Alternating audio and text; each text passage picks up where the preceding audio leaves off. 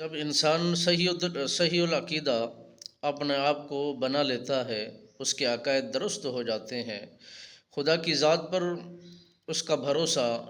کامل ہو جاتا ہے،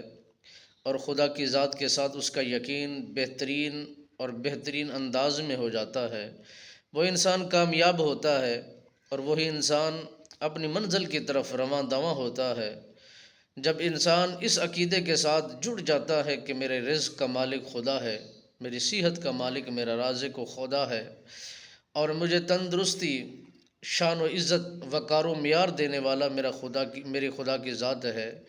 جب اتنا عقیدہ مضبوط ہو جاتا ہے تو کبھی بھی وہ انسان ناکامی کی طرف، گمراہی کی طرف،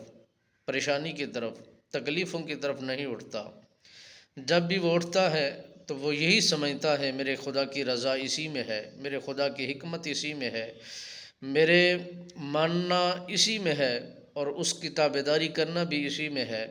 ساری چیزیں تب انسان کو جا کے خبر ہوتی ہیں جب انسان غور و فکر بھی کرتا ہے، سوچ و بچار بھی کرتا ہے، پختہ یقین رکھتا ہے، خدا کی ذات پر پورا یقین کامل کے ساتھ زندگی کو بسر کرتا ہے کہ جو میرے خدا نے فرمایا ہے وہ حق ہے، وہ سچ ہے، اسی پر میری جان ہے، اسی پر میرا ایمان ہے، اسی پر میرا مال ہے، اسی پر میری اولاد ہے۔ سب چیزیں جب انسان قربان کر دیتا ہے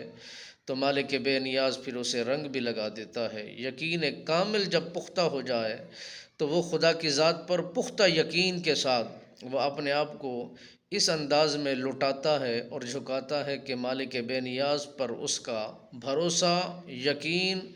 100/100 ہوتا ہے، تو وہ خدا کی ذات پر پورا کا پورا یقین رکھتا ہے اور اسے ایک مانتا ہے، یکتا مانتا ہے، اسے وحدہ لا شریک مانتا ہے، اس کے سوا کوئی اور اس انداز میں بھلائی کرنے والا، رزق دینے والا اور کوئی نہیں ہوتا۔